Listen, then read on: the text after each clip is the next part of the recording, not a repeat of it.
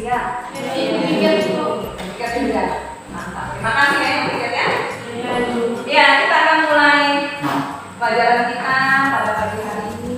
Sebelum kita mulai berdoa, kita tolong menyelok ibu kita dalam doa. Kita berdoa.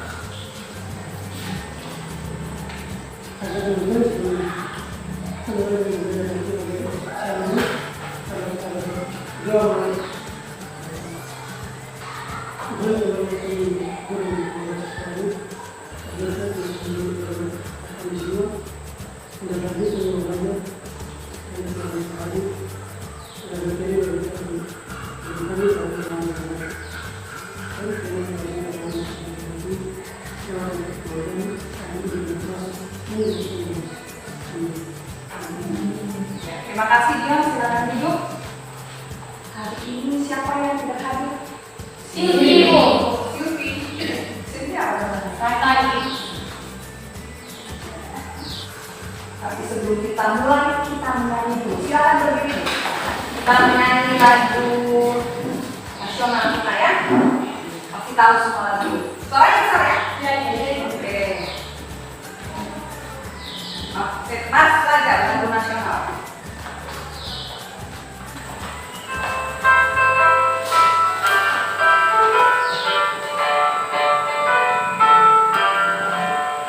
Pemuda belajar, giatlah belajar, kejar cita-citamu.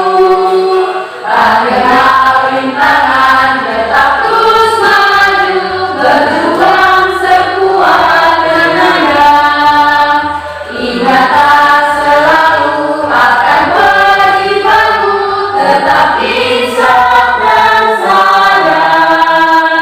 Junjunglah bangsa dan negara, ingatlah panggilan Nusa. Oke, silakan duduk. Terima kasih. Kita akan mulai pelajaran kita hari ini, yaitu tentang sifat negatif larutan. Ya, kemarin sudah ya kita masuk di pengelolaan konsentrasi larutan. Sifat kualitatif larutan. Hari ini kita belajar tentang larutan elektrolit dan larutan non elektrolit.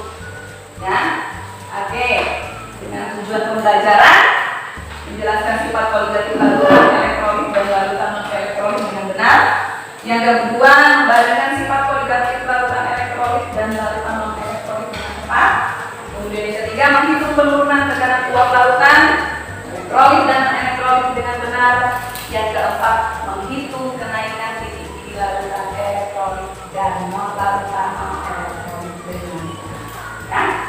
Nah, untuk apa kita pelajari ini? Ya, ada manfaatnya. Ternyata sifat kualitatif pada larutan ini dapat diamati dalam kehidupan sehari-hari kita. Jadi rasa syukur kita kepada Tuhan Yesus ya, Tuhan yang Maha Esa, karena fenomena-fenomena ini itu terjadi di kehidupan kita. Yaitu salah satu bentuk kekuasaan dan kesalahan. Contohnya kita dapat mengamati fenomena sifat kualitatif secara mandiri pada saat kita memasak. Ya, misalnya pada saat memasak air murni hingga mendidih. Air yang semula sedang mendidih tersebut saat ditambahkan sejumlah gula kemudian diaduk, maka proses mendidihnya akan terhenti sejenak ya. Kemudian akan mendidih kembali ya. Kita sadari ini dalam kehidupan kita itu belum ada. Ya. Kemudian kegiatan pembelajaran kita nanti adalah berdiskusi. Kemudian mengidentifikasi dan mengkategorikan nanti larutan itu ke dalam elektrolit atau non elektrolit. Yang ketiga, menjelaskan perbedaan sifat kualitatif larutan elektrolit dan non elektrolit berdasarkan pengamatan dan diskusi, bekerja secara kelompok dan berkolaborasi untuk berdiskusi. Oke, sebelum kita mulai, kita ini dulu membagikan motivasi belajar kita dulu. Ayo, silakan berdiri. Silakan berdiri, agak dekat ya. Kamu mungkin gabung di sini saja, satu gabung di sini saja. Oke, pakai tangan kanan ya. Iya. Ya, oke, begitu saja stop. Oke, tangan kanan ya, yang betul. 1, 2, 3. Kawan belajar itu 1. Tepat waktu. 2. Aktif dalam pembelajaran. 3. Berpenampilan rapi. 4. Menghormati guru. 5. Belajar menyenangkan. Iya, kembali ke kekurangan. Silakan ikut. Materi kita ada 2, ya. Yang pertama itu adalah penurunan tekanan uap larutan dan yang kedua adalah kenaikan titik di larutan. Jelas larutan kita adalah larutan elektrolit dan larutan non-elektrolit. Sebelum itu simak dulu video berikut.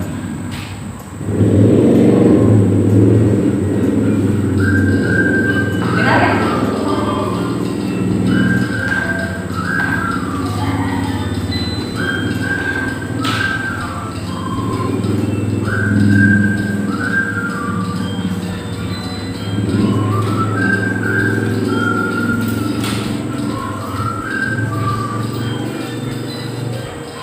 Jadi perhatikan itu. Oke, hal ini kira-kira pertanyaan yang muncul di kepala kalian apa? Silakan angkat tangan. Ayo, tadi waktu proses apa ini ya? Masak air, ya? Ini prosesnya adalah proses masak air. Ada tulisan perhatikan tutup panci. Apa yang terjadi pada tutup panci? Bergerak-gerak. 1. Yang kedua?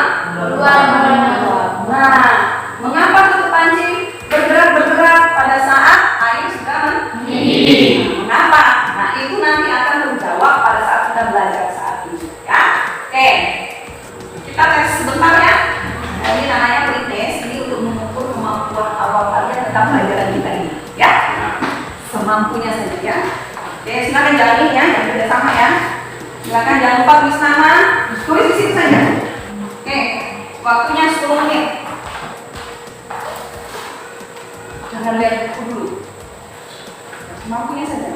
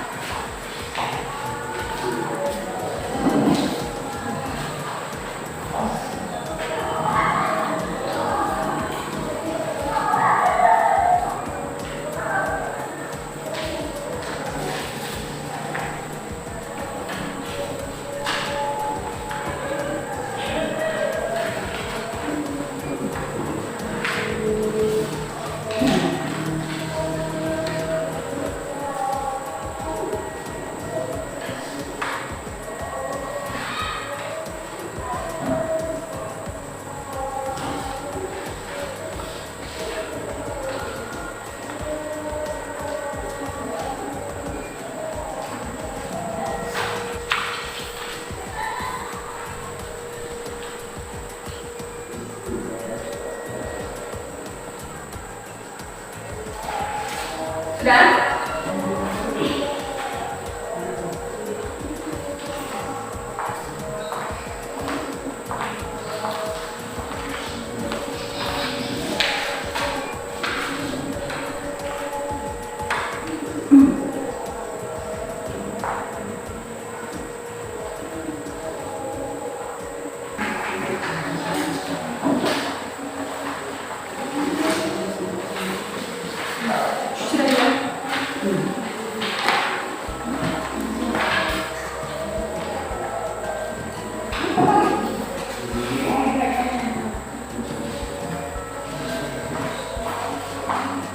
Oke, retestnya sudah ya?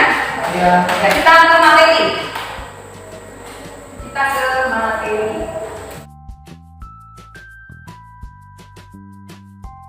Jika suatu zat dilarutkan dalam suatu pelarut, maka sifat larutan itu berbeda dari sifat pelarut murninya. Jelas ya?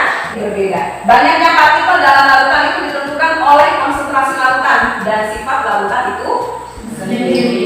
Kemudian penurunan tekanan uap sebagai tekanan uap larutan adalah tekanan pada saat uap berada dalam kondisi keseimbangan dengan bagian yang tidak muat dalam larutan. Karena kita bahas dua larutan, yaitu larutan non-elektrolit dan larutan elektrolit, maka dalam perhitungannya nanti itu menggunakan persamaan yang berbeda. Kalau larutan non-elektrolit itu menggunakan hukum Raoult. Nah, nanti ada penjelasannya di modul kalian ya, 31 ya ada ya. Hukum Raoult. Sementara penurunan tekanan untuk larutan elektrolit itu menggunakan faktor Van Hoff. Oke, sekarang kita masuk di penurunan tekanan modul larutan elektrolit dan non-elektrolit ya. Tekanan uap jenuh atau disebut juga sebagai tekanan uap larutan itu tekanan pada saat uap berada dalam kondisi seimbang dengan bagian yang tidak kuat dalam larutan ya. Jadi berdasarkan persamaan tekanan uap larutan itu adalah P sama dengan P0 kali XP. Sudah tahu XP kemarin adalah fraksi mol per larut ya. Lanjut penurunan tekanan, berarti kalau penurunan berarti ada perubahan. Makanya simbolnya delta P ya, sama dengan P0 kali XP. Kalau XP ini apa tadi? Kalau XP fraksi mol per larut, kalau ini terlarut fraksi mol per larut ya. Itu untuk penurunan tekanan uap jenuh larutan. Sekarang kenaikan titik didih larutan. Ini adalah proses sedang memasak mie instan. Tahu ya? Tahu. Proses pertama apa? Mendidihkan air. Terus proses kedua tuangkan bumbu. Lihat di gambarnya bumbunya dulu ya. Pada saat air mendidih terus tuangkan bumbu. Kemudian pada saat tuangkan bumbu itu ada perhatikan tidak bagaimana perubahannya? Selain larut di airnya, apa dia stop mendidihnya? Bukan berarti stop, tapi dia akan berusaha untuk mendidih lagi, besar ya. Kemudian yang ketiga adalah masukkan bumbu ya, baru proses ini contoh kenaikan titik didih ya. Kemudian jika ke dalam air ditambahkan zat pelarut, misalnya gula, terus kemudian dilarutkan gula, kemudian dipanaskan pada suhu 100 derajat Celcius, ternyata larutan mendidih. Agar larutan gula mendidih, maka tekanan uap jenuh permukaannya harus mencapai 1 atmosfer, yaitu dengan cara suhu dinaikkan. Harga titik didih larutan ini lebih besar dari 100 derajat Celcius, artinya lebih besar dari titik didih pelarutnya ya. Oke, terakhir, titik didih adalah suhu ketika tekanan uap jenuh di cairan sama dengan tekanan udara uap. Jadi titik didih larutan pasti akan lebih tinggi dibandingkan zat pelarut ya. Zat pelarut misalnya air yang sudah mendidih, ketika dicampur dengan zat terlarut tertentu, air tersebut tidak akan mendidih lagi. Seperti tadi ya, saat dimasukkan bumbu, dia tidak mendidih lagi. Bukan berarti stop, tapi proses mendidih ini akan terhenti sejenak. Kemudian dia akan mendidih kembali seperti itu ya. Untuk memahami konsep kita hari ini, kalian belajar secara kelompok. Ibu bagikan LKPD, kemudian modul, kemudian ibu bagi ke dalam kelompok ya. Dengar ya? Oke, kelompok 1, Sisilia, Afrida, dan Dion. Mungkin bisa pilih di sini. Silakan. Sisilia, Afrida, dengan Dion. Kelompok 2, Boko, Stila, dan Olince. Silakan di sini. Kelompok 3 di belakang sana, Yuliana Urbon, Benyamin, dan Fedi. Sini. Lanjut, kelompok 4. Sini ya. Levina, Magdalena, dan Vincent. Sudah ketemu semua? Ibu ulangi kelompok 1, Sisilia, Afrida, dan Dion. Kelompok 2, Boko, Stila, dan Olince. Kelompok 3 ini ada nomornya. Benyamin dan Fedi. Kelompok 4, Levina, Magdalena, dan Vincent. Oke, kalau ini dibagikan modulnya. Nah, ini kalau dibagikan silakan membagikan modulnya satu-satu ya. Kemudian ini LKPD-nya untuk kenaikan titik didih kelompok 1. Silakan ambil. Kamu bahas kenaikan titik didih. Kelompok 2 nanti bahas sudah penurunan tekanan uap kelompok 2. Kelompok kelompok 3 bahas, ya ini sudah. Mari.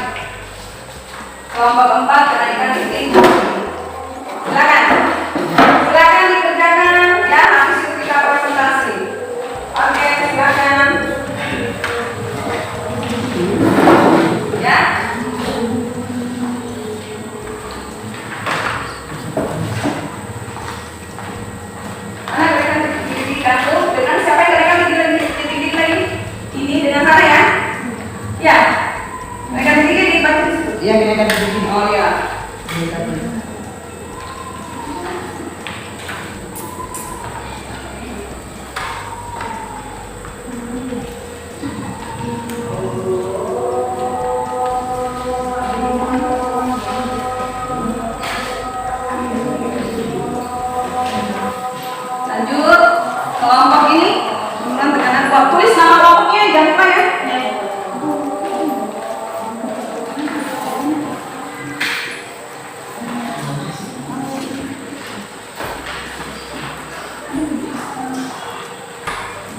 Kamu kelompok. Mereka di sini ya. Kamu kelompok. Tulis nama kelompoknya.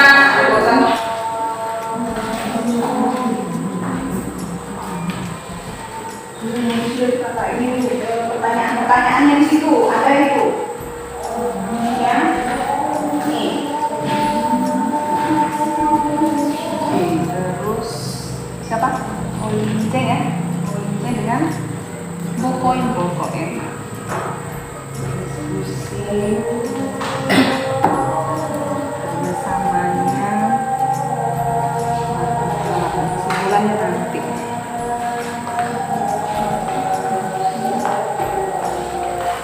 Kamu kelompok.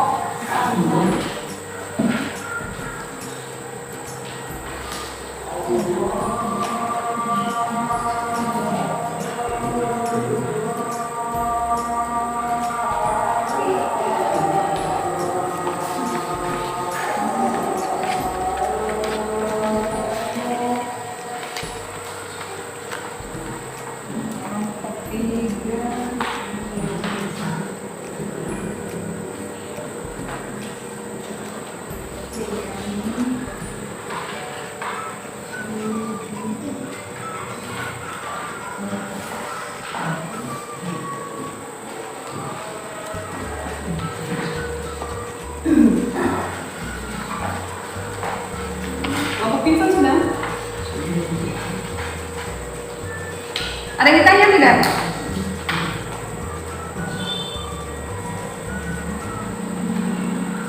Paling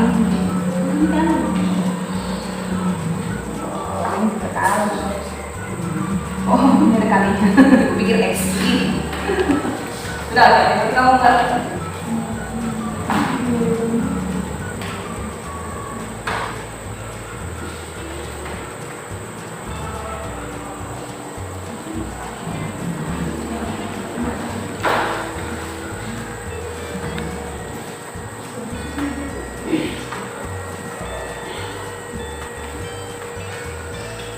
Sudah?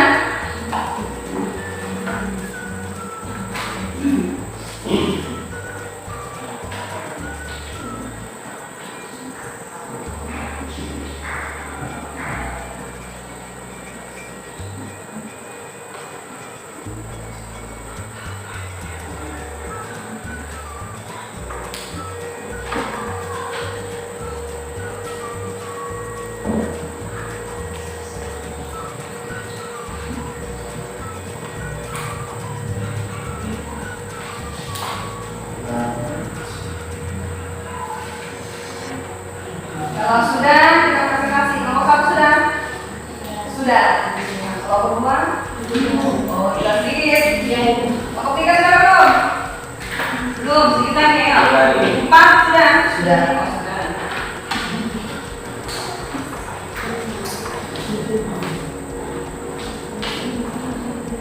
Nomor sudah kan? Oke, sekarang waktunya kita presentasi kan? Kalau mau penurunan tekanan uap, mana? Penurunan tekanan uap. Kamu ya? Berdiri. Sama? Mana kelompok penurunan tekanan uap yang satu? Kamu ya? Penurunan tekanan uap mana? Ini. Ya, oke, silakan.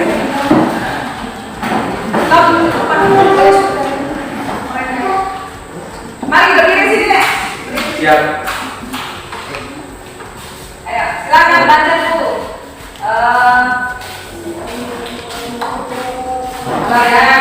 Lihat. Silakan kelompok 1 presentasi. Ya, kelompok.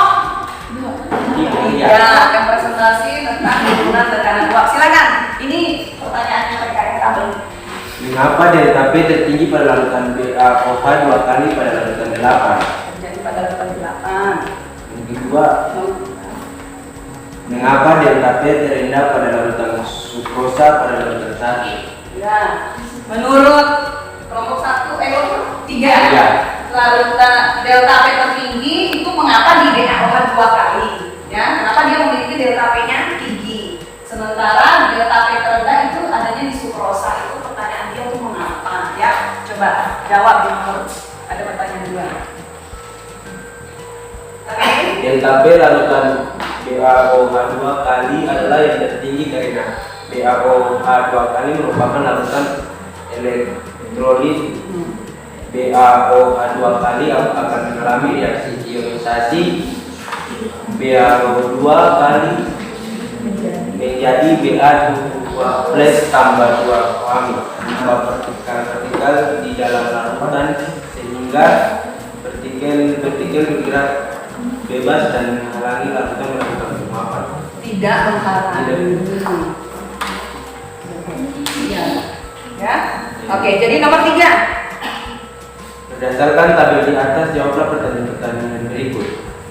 A. Kelompok manakah yang termaksud larutan elektrolit dan non elektrolit? Menurut kamu yang elektrolit? Elektrolit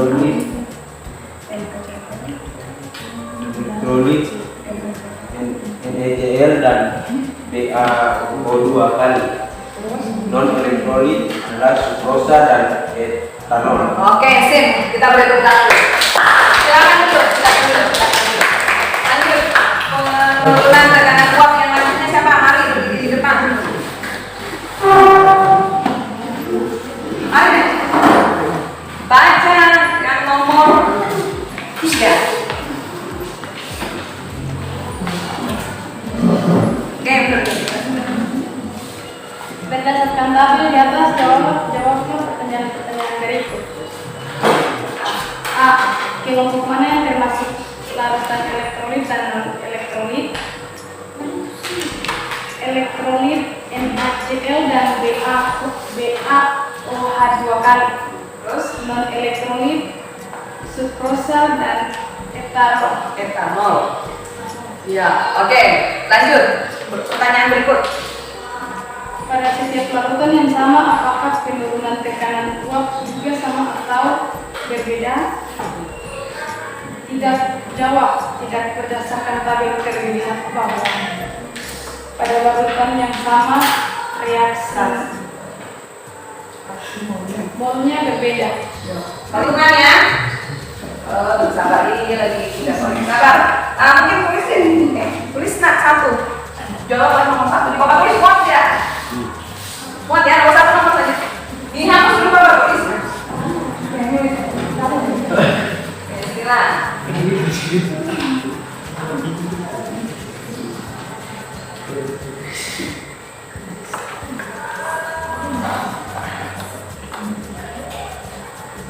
Nah nih, di setiap itu ada soal perhitungannya ya. Nah kita menggunakan apakah nomor 1 ini menggunakan yang faktor Van Hoff atau yang menggunakan hukum Raoult. Kalau dilihat di sini adalah uap larut tekanan uap larutan glukosa.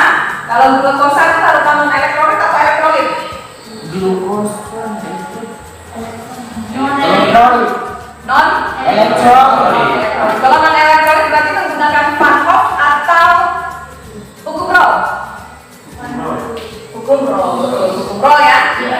Betul sekali. Silakan tulis. Itu tulisin ya. Ini soalnya, ya. Terus supaya bisa tulis lanjut di situ, ya.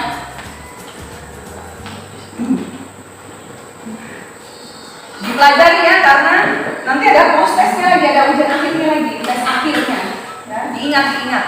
Jawaban-jawaban teman kamu itu diingat.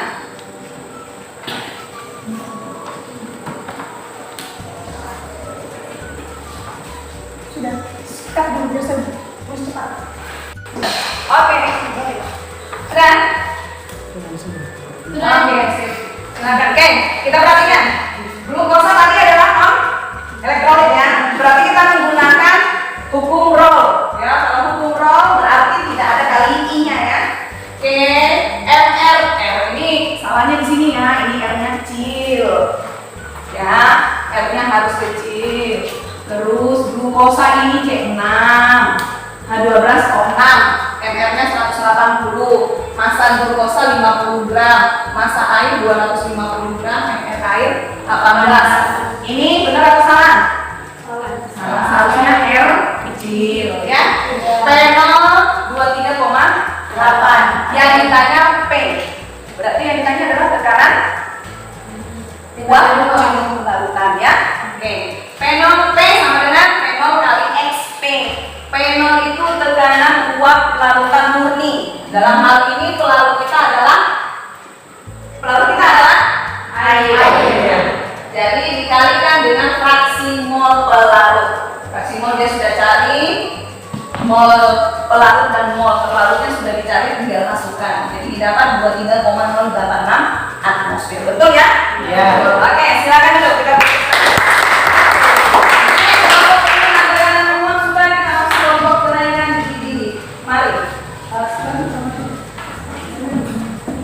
Dua orang ya, ngomong ini 2 orang ya. Dia ada. Bisa kan diambil kalau dia. Yang satu akan mempresentasikan jawabannya. Materinya mereka adalah yang ini. Silakan baca deh, baca nggak sambil kita dengar ya. Pada larutan 1 dan 2, mengapa larutan urea yang molalitasnya 2 memiliki titik didih lebih tinggi daripada larutan urea yang molalitasnya 1? B. Pada larutan 3 dan 4, mengapa larutan garam yang molalitasnya 2 memiliki titik didih lebih tinggi daripada larutan garam yang molalitasnya 1? Dikatakan apa tadi? Bahwa apa? Pada larutan 1 dan 2, 1 dan 2 itu sama-sama urea ya. Iya. Mengapa larutan urea yang molalitasnya 2 itu memiliki titik didih lebih tinggi daripada larutan urea yang molalitasnya? Oke, 1. Terus yang kedua, pada larutan 3 dan 4, mengapa larutan garam yang molalitasnya 2 memiliki titik didih lebih tinggi daripada larutan garam yang molalitasnya 1? oke, berarti ketemu berapa pertanyaan? 2. Silakan. Lanjut nomor 2. Nomor 2, dari pertanyaan-pertanyaan yang sudah Anda tulis, kirakan jawabannya dengan buku atau sumber-sumber belajar yang terdekat. A. Pada larutan urea yang molalitasnya 2 titik didih lebih tinggi daripada larutan urea yang molalitasnya 1. Karena larutan urea adalah larutan non-elektrolit sehingga tidak mengalami ionisasi. Urea 2 molar memiliki jumlah molekul lebih banyak daripada urea 1. Oh ya, lanjut. Pertanyaan kedua Yang B.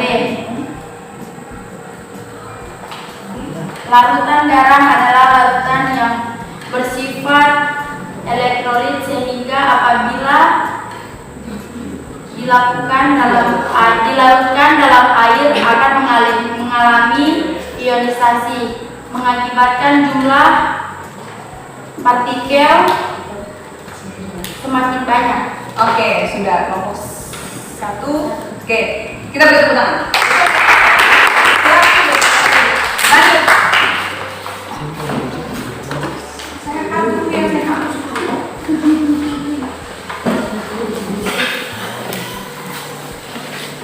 Adakan kelompok 4. Bahas kenaikan titik didih ya. Oke, silakan lanjut. Ini berapa delta TB masing-masing larutan? Ya, silakan tulis.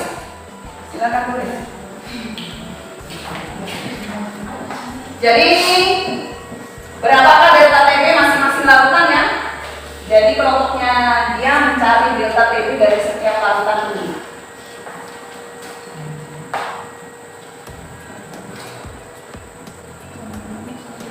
B kecil.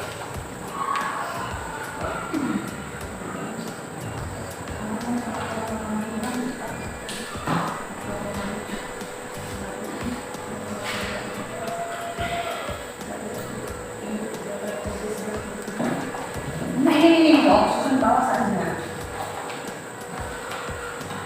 Yang lainnya boleh ya sambil tulis-tulis ya.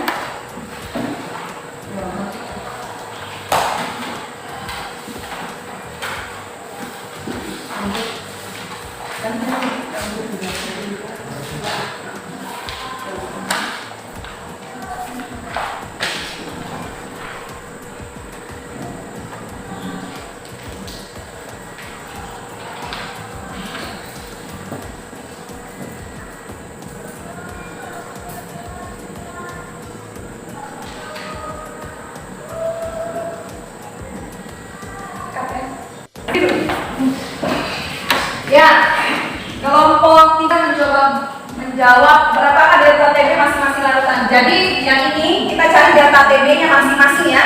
Oke, kita ketahui bahwa urea 22 adalah larutan apa, non elektrolit atau elektrolit? Non elektrolit. Makanya langsung menggunakan F kali KB, ya, yaitu menggunakan hukum Raoult. Tinggal dikalikan saja ya, benar ya? Iya. Lanjut, karena karena garam dapur adalah elektrolit, maka kita menggunakan faktor Van Hoek. Faktor Van Hoeknya ini I. Jadi jelas kelihatan bedanya, M kali KB, M kali KB kali I. Berarti yang ada I-nya itu adalah larutan elektrolit. Jadi di situ dapat 1 derajat Celcius, terus ini larutan yang ketiga ya. Kalau yang ini larutan yang keempat. Dari cara perhitungannya sudah benar, menggunakan rumusnya juga sudah benar. Oke, benar sekali. Lanjut pertanyaan berikut. Tuliskan kesimpulan Anda tentang sifat koligatif larutan elektrolit dan non elektrolit pada fenomena kenaikan titik didih. A. Konsentrasi dalam kurung molal saat terlarut mempengaruhi kenaikan titik didih, di mana semakin besar konsentrasinya dari saat terlarut maka kenaikan titik didih juga akan semakin besar. B. Garam dapur merupakan larutan elektrolit dan memiliki kenaikan titik didih yang lebih tinggi. Hal ini disebabkan karena partikel-partikel terlarut pada larutan elektrolit lebih besar. Oke, sudah benar ya jawabannya mereka. Silakan dulu kita menjelaskan.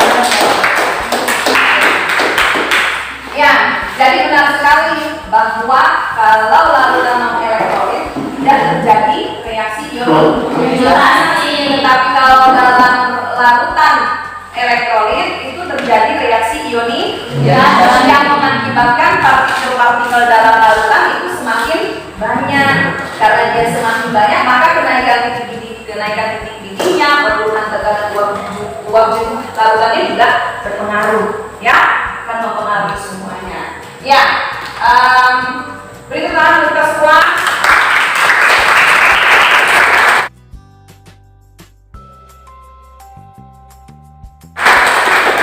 Tarik kesimpulan kita hari ini.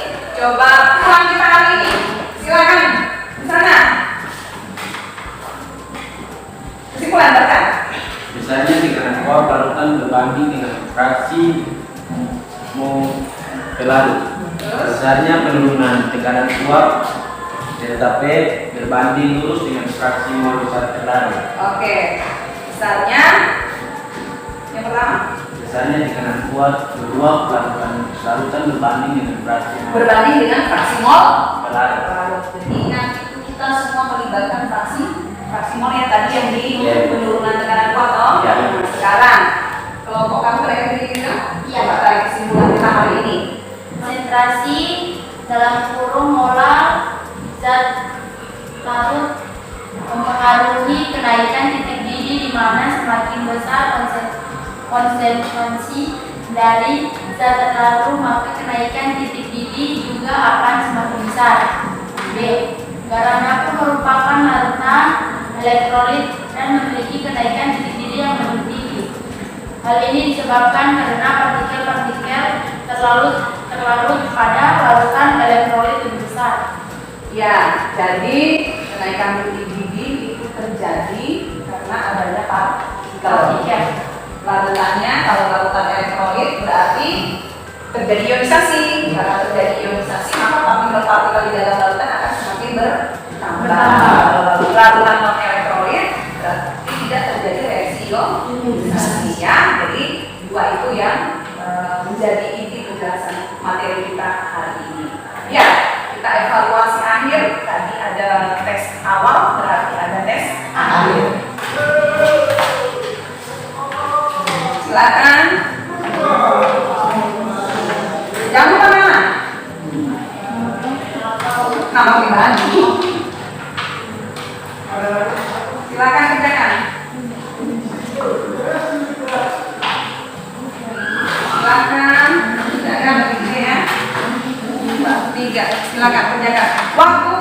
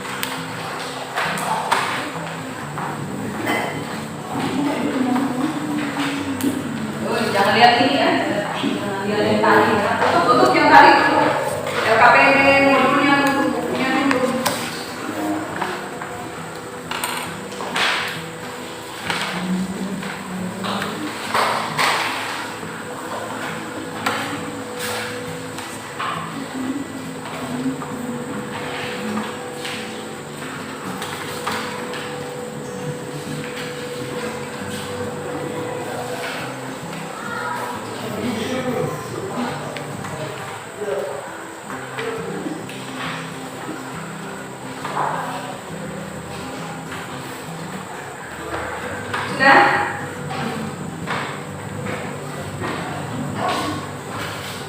Mari ya, sudah. Jadi, Sudah ya, yang sudah dipakai ya. Itu lanjutkan dulu. ya.